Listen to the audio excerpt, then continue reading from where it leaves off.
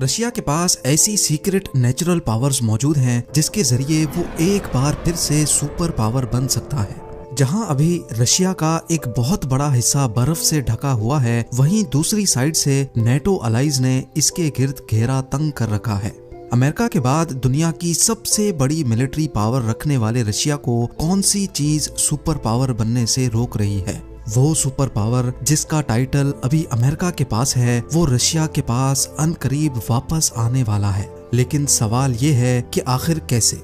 Russia की geographical location में ऐसी क्या चेंजेस आने वाली हैं जो इसको एक बार फिर से सुपर पावर बना देंगी? जेम टीवी की वीडियोस में एक बार फिर से खुशामदीद। नाजरीन, ये तो हम सब जानते हैं कि रशिया एरिया के हिसाब से दुनिया का सबसे बड़ा मुल्क है। इसका अंदाजा आप इस बात से लगा लें कि रशिया के वेस्ट में जब सनराइज का टाइम होता है तो उसी वक्त रशिया के ईस्ट में रात के खाने का वक्त हो रहा होता है।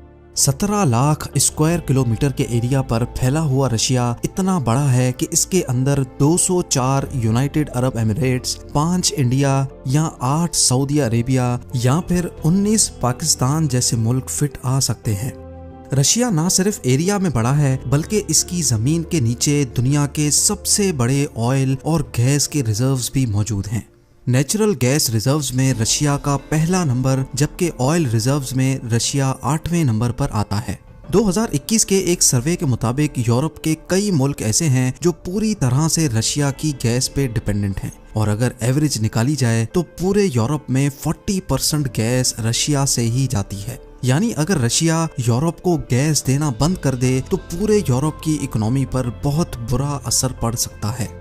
सबसे बड़ी और नेचुरल रिसोर्सेज से माला माल जमीन होने के साथ साथ रशिया वीट का भी बहुत बड़ा एक्सपोर्टर है। पूरी दुनिया में वीट प्रोडक्ट्स का सबसे बड़ा हिस्सा रशिया से ही जाता है, यानी तकरीबन 18%।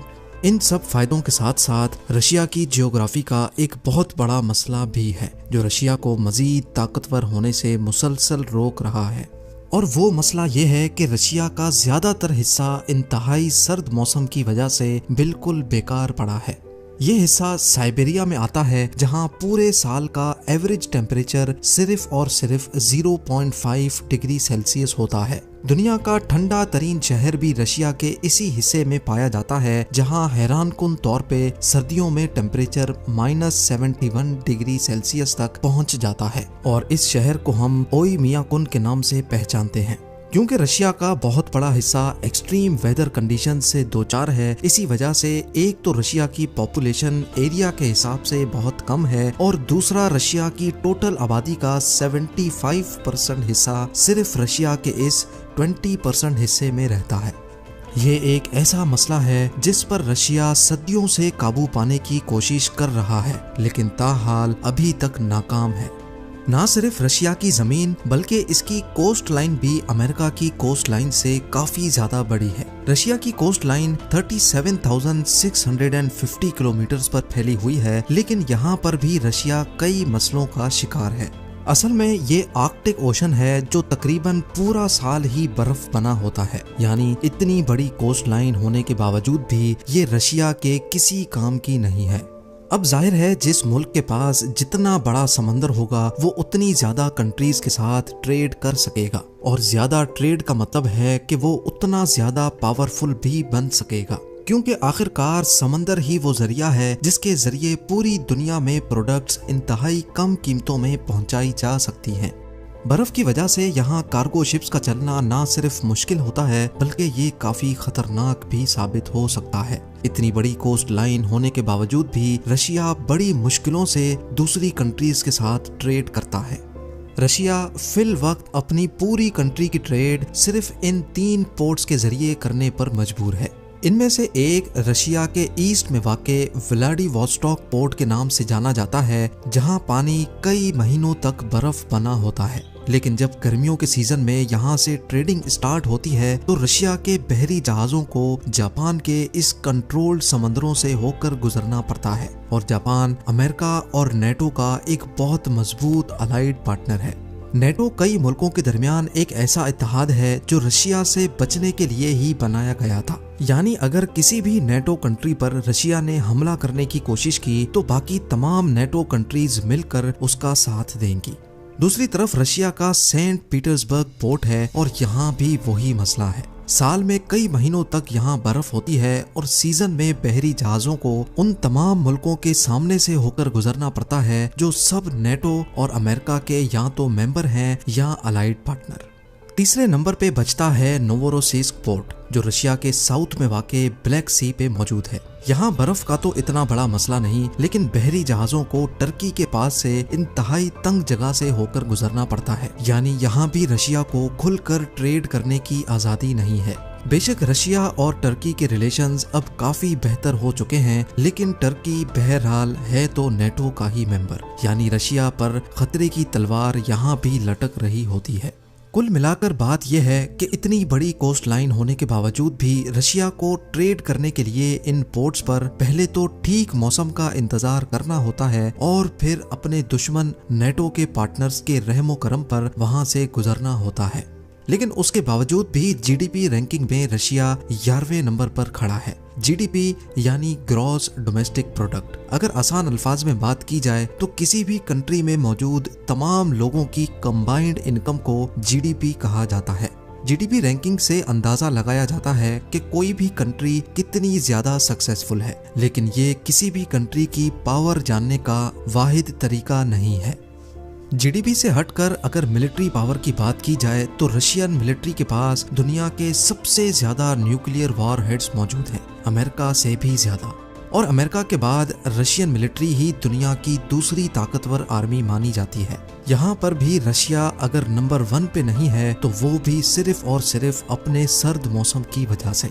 ये सर्द मौसम ही है जिसकी वजह से आज तक कोई भी रशिया पर कब्जा नहीं कर पाया। नेपोलियन ने रशिया पर 6 लाख से ज्यादा फौजी लश्कर के साथ कब्जा करने की कोशिश की थी, लेकिन इस सर्द मौसम के सामने उसकी फौज को घुटने टेकने पड़े और 6 लाख में से सिर्फ 1 लाख फौजी जिंदा वापस लौटने में कामयाब हुए। वर्ल्ड वॉर 2 में तो हिटलर ने 38 लाख फौजियों के साथ रशिया पर हमला किया था, लेकिन कब्जा करना तो दूर की बात, 10 लाख से भी ज्यादा जर्मन फौजी मारे गए और बाकी बचने वालों को रशियन आर्मी ने कैदी बना लिया। हिटलर को अपनी इस हार का इतना सदमा पहुंचा कि उसने सुसाइड कर लिया। अभी तक आप भी ये नोट कर चुके होंगे कि रशिया को आगे बढ़ने से जो चीज रोक रही है वो है यहाँ का सर्द मौसम। यानी अगर रशिया का सर्द मौसम रास्ते में ना आए तो वो नॉर्थ पर मौजूद समंदर को ट्रेड के लिए इस्तेमाल करके और ज्यादा मजबूत बन सकता है। इसके अलावा रशिया के कई इलाके गोल्ड, यूरेनियम और डायमंड्स जैसे कीमती मिनरल से भरे हुए हैं, लेकिन सर्द मौसम की वजह से उनकी माइनिंग करना मुमकिन नहीं है। अगर ये सर्द मौसम ना हो तो इन तमाम मिनरल्स और मेटल्स को माइन करके रशिया कामयाबी की बुलंदियों तक पहुंच सकता है। साथ ही साथ इंसान की सबसे बड़ी रिक्वायरमेंट है वीट। जैसा कि आपने पहले भी जाना कि रशिया वीट का भी सबसे बड़ा एक्सपोर्टर है। रशिया जो अपनी सिर्फ 20% जमीन को इस्तेमाल करके दुनिया का सबसे बड़ा वीट एक्सपोर्टर बन सकता है, तो सोचें अगर वो अपनी 100% जमीन को इस्तेमाल करने के काबिल हो जाए तो वो क्या कुछ एक्सपोर्ट कर सकता है। और अगर ऐसा हो जाए तो जीडीपी रैंकिंग में अमेरिका को भी बहुत पीछे छोड़ सकता है। हैरत अंगेज तौर पे एक तरीका ऐसा जरूर है जिससे रशिया इस सर्द मौसम से छुटकारा पा सकता है, और वो है ग्लोबल वार्मिंग। ग्लोबल वार्मिंग की वजह से मुमकिन है कि रशिया आने वाले सालों में एक बार फिर से सुपर पावर बन जाए। रेफरेंस के लिए इस हीट मैप को देखें। इसमें ये तमाम कंट्रीज वो हैं जहां का average temperature 11 to 15 degree Celsius तक होता है, और ये टेम्परेचर ह्यूमन प्रोडक्टिविटी का बेस्ट टेम्परेचर माना जाता है। जहां एवरेज टेम्परेचर 11 से कम या फिर 15 से ज्यादा हुआ, वहीं ह्यूमन प्रोडक्टिविटी कम होना शुरू हो जाएगी। फिल वक्त टेम्परेचर की ये range America, Europe, Japan, China और साउथ कोरिया पर आती है, और हैरत अंगेज तौर पे ये वो तमाम कंट्रीज हैं जिनको अक्सर हम सक्सेसफुल कंट्रीज की लिस्ट में पाते हैं। लेकिन एक्सपर्ट्स का मानना है कि ग्लोबल वार्मिंग की वजह से हर साल जो बर्फ पिघलती जा रही है, उसकी वजह से 2080 तक टेम्परेचर की ये रेंज मजीद नॉर्थ में चली जाएगी, और फिर बारी आएगी अलास्का, कनाडा, ग्रीनलैंड, आइसलैंड और सबसे बढ़कर रशिया की। नासा के एनालिसिस के मुताबिक 1979 में आर्कटिक ओशन की बर्फ इतनी ज्यादा दिखती थी, लेकिन वक्त के साथ साथ ये बर्फ पिघलती गई और 2019 तक ये अब सिर्फ इतनी रह गई है।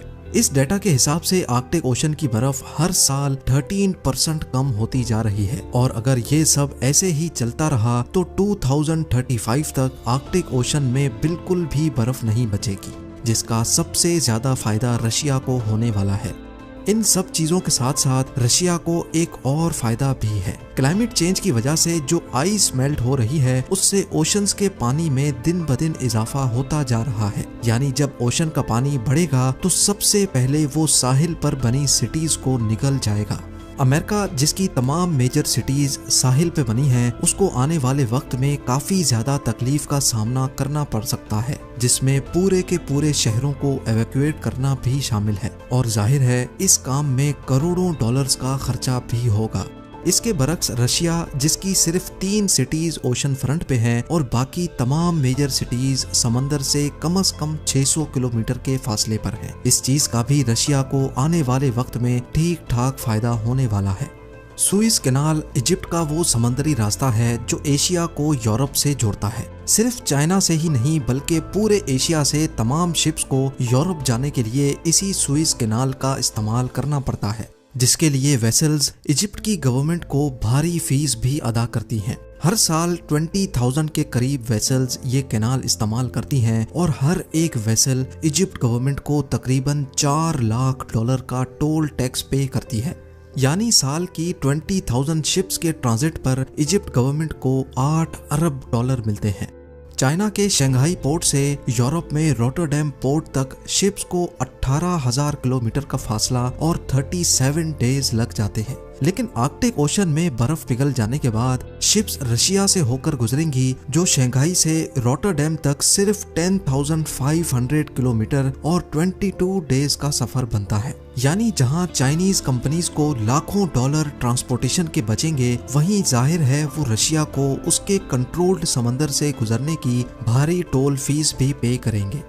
नाजरीन, एग्रीकल्चर से लेकर नेचुरल गैस तक और कीमती मिनरल्स की माइनिंग से लेकर रशिया में पॉपुलेशन ग्रोथ तक, क्लाइमेट चेंज की वजह से तकरीबन तमाम सेक्टर्स में ही रशिया का पलड़ा भारी दिख रहा है और इसके काफी ज्यादा चांसेस हैं कि आने वाले 50 या 60 सालों के बाद रशिया एक बार फिर से वर्ल्ड सुपर पावर बनकर उभरेगा।